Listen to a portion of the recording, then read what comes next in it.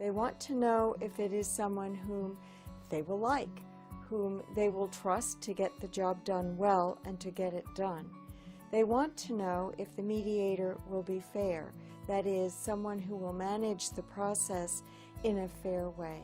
These are intangible qualities, but they're very important. I'd like to take a minute or two to describe to you some of the skills that mediators use and work on improving as we mediate.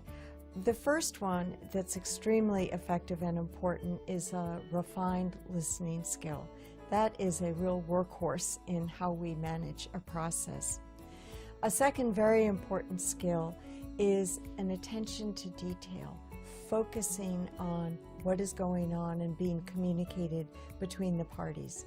What is this dispute about? What is it really about? We look for clues and cues that might become windows of opportunity to create some new way to resolve the dispute.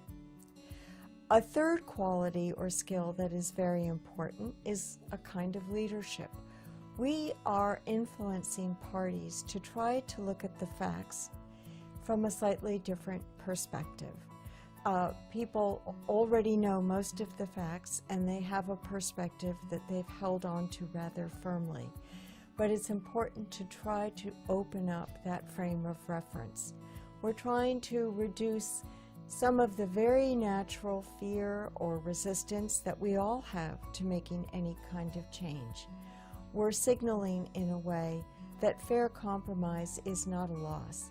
And if you don't mind, I want to tell you, to illustrate what I mean by perspective, illustrate how very real and how powerful it is.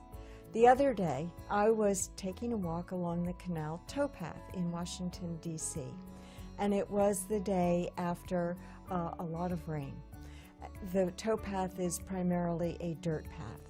So I am walking on the right side of the path because people are going to be coming in the opposite direction, and bikers are commonly passing from behind me in the left. And I become aware of how many rain puddles there are on my side of the path. And I'm even getting rather annoyed by it. I feel I'm having to do all the dodging and the leaping, or even just walking through wet puddles. Well, lo and behold, when I reach the point at which I'm going to turn around, I start walking back on the other side of the path. And what do I find? Just as many, it seems, rain puddles on this other side of the path. And I have to laugh at myself because my cranky determination that I was getting all the rain puddles when I was coming out in the first direction was wrong, and my frame of reference was opened. That's an example of how powerful perspective is, and when we look at facts. And changing that perspective a little can really cause us to change our minds a little, or at least open up our thinking. Besides the listening, the attention to detail, and the leadership, there are other very important qualities and skills. One is respect, respecting all the parties in the mediation. And why not? Everybody has a story, everyone has feelings, everyone has beliefs, and we will not agree with each other all the time. We don't even have to like each other, but if we can at least consider and see the intrinsic humanity in the other people, we can use that as a basis to try to fashion some resolution that we can all live with. Another skill that is absolutely imperative is neutrality.